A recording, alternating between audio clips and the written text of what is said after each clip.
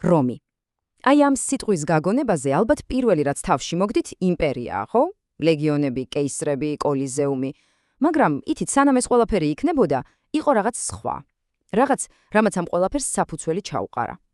ეს იყო რესპუბლიკა. ერთი შეხედვით, უბრალოდ პოლიტიკური ექსპერიმენტი, რომელმაც წარმოუდგენელი რამ შეძლო, პატარა ჭაობიან ადგილას გაშენებული ქალაქი მსოფლიოს ბატონ-პატრონად აქცია. მოდით ვნახოთ, როგორ აიგო ეს საოცარი საძირკველი. კი, მაგრამ როგორ, აი მართლა როგორ ხდება, რომ ერთი ჩვეულებრივი ქალაქის სახელმწიფო, რომელიც სხვათა შორის თავიდან თვითონაც სხვის ჩაგვრას განიცდიდა, უცებ დღება და მთელი მაშინდელი ცივილიზებული სამყაროს მართველი ხდება. ეს ხომ რაღაც ფანტასტიკის სფეროდანა, ხო და ამ კითხვაზე პასუხის გასაცემად აუცილებლად უნდა გადავინაცვლოთ დროში უკან, იქ, სადაც ყველაფერი დაიწყო. იცით, რესპუბლიკა ისე ცარიელ ადგილზე არ შექმნილა, არა. ის იყო პირდაპირი ძალიან მძაფრი რეაქცია იმაზე, რაც მანამდე ხდებოდა. სანამ რომი თავისუფლებას ეღირსებოდა, ის სულ სხვა რეალობაში ცხოვრობდა, მონარქიის ქვეშ. აი უბრალოდ წარმოიდგინეთ, თქვენს ქალაქს, თქვენს სახლს უცხოელი მეფეები მართავენ. ხალხი, რომელიც არც კი გგავთ, თქვენს ბედს წყვეტს. ზუსტად ეს იყო ადრეული რომის სინამდვილე. მათ ეტრუსკი მეფეები მართავდნენ. და აი ამ გამოცდილებამ, ამ დამცირებამ რომაელების ფსიქიკაში რაღაც სამუდამოდ შეცვალა. მათში გაჩნდა წარმოუდგენელი სიძულვილი ყველაფრის მიმართ, რაც მეფეს, ტირანს და ერთპიროვნულ მმართველობას უკავშირდებოდა. და სწორედ ეს ზიზღი, ეს სიძულვილი გახდა ის ნაპერწკალი, ის საწვავი, რომელმაც შემდეგ ყველაფერი შეცვალა. და მოვლენები მართლაც ელვის სისწრაფით განვითარდა. ლეგენდარული დაარსებიდან, ეტრუსკების ბატონობამდე და მერე, ბამ, ძველი წელთაღრიცხვით 509 წელი. დაიმახსოვრეთ ეს თარიღი, იმიტომ რომ ეს არის წერტილი, რომელმაც ისტორიის მსვლელობა შეცვალა. რომაელები ფეხს ედგებიან, ჯანყდებიან და აგდებენ თავიანთ უკანასკნელ მეფეს, ტარკვინიუს ამახს, მაგრამ ეს არ იყო, იცით, უბრალოდ ერთი მეფის მეორეთი ჩანაცვლება. არა, ეს ბევრად მეტი იყო. ეს იყო სრულიად ახალი ეპოქის რესპუბლიკის დაბადების დღე. კარგი, და რას ნიშნავდა ეს სიტყვა რესპუბლიკა? თვითონ ლათინური ფრაზა რესპუბლიკა პირდაპირ გვეუბნება ყველაფერს. ეს არის საზოგადოო საქმე, ანუ ხალხის საქმე. იმ დროისთვის ეს იდეა უბრალოდ რადიკალური იყო.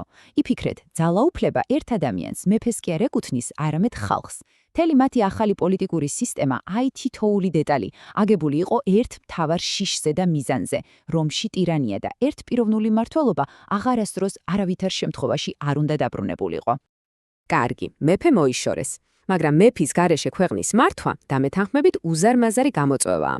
აბა როგორ ააწყვეს რომაელებმა ეს ახალი სისტემა ისე, რომ ის კი არ დაიშალა, არამედ პირიქით იმუშავა.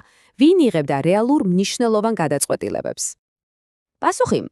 პასუხი ერთ ძალიან კონკრეტულ რიცხვში იმალება. 300. დამიჯერეთ, ეს უბრალოდ ციფრი არ არის. ეს იყო მთელი რესპუბლიკური რომის პოლიტიკური გული, მისი ტვინი და ძრავა. ეს 300 კაცი იყო ლეგენდარული რომის სენატი, ანუ რესპუბლიკის მთავარი მმართველი საბჭო. წარმოიდგინეთ, აქ თავს იყრიდა ქალაქის 300 ყველაზე მდიდარი, ყველაზე გავლენიანი და რაც მთავარია, ყველაზე გამოცდილი ადამიანი. სწორედ ისინი წყვეტდნენ ყველათერს, ვისთან ეომათ, როგორ დაეხარჯათ ფული, რა კანონები მიეღოთ. სენატი იყო ის ფოლადის ხერხემალი, რომელზეც მთელი რესპუბლიკა იდგა. კარგი. ერთის შეხედვით ყველაფერი იდეალურად ჩანდა, არა? მტკიცე სენატი, ძლიერი სახელმწიფო. მაგრამ სინამდვილეში ამ ბრწყინავი ფასადის მიღმა რესპუბლიკას ერთი უზარმაზარი, ღრმა ბზარი ჰქონდა.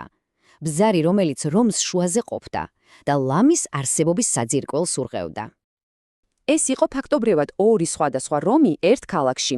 აი შეხედეთ, ერთ მხარეს ყავთ პატრიციები, დიდარი არისტოკრატიული ელიტა. მათ ხელში იყო მთელი მიწა, მთელი ფული და აბსოლუტურად მთელი პოლიტიკური ძალაუფლება. და მეორე მხარეს პლებეები.